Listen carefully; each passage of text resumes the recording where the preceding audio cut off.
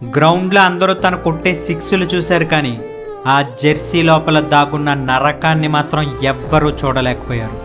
2011 world cup ఒక పక్క దేశం మొత్తం గెలుపు సంబరాల్లో మునిగిపోతే, man of the tournament Yuvraj Singh మాత్రం చావుతో రహస్య యుద్ధం చేస్తున్నాడు.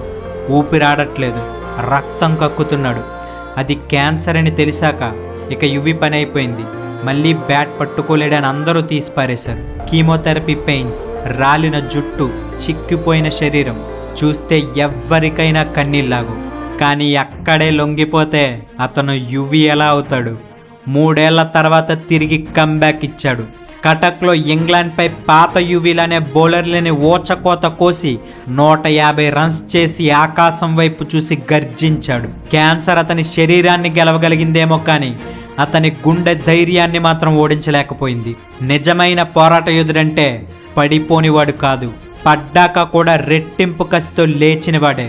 మీలో యువి ఫ్యాన్స్ ఎంతమంది ఉన్నారో కామెంట్ చేయండి.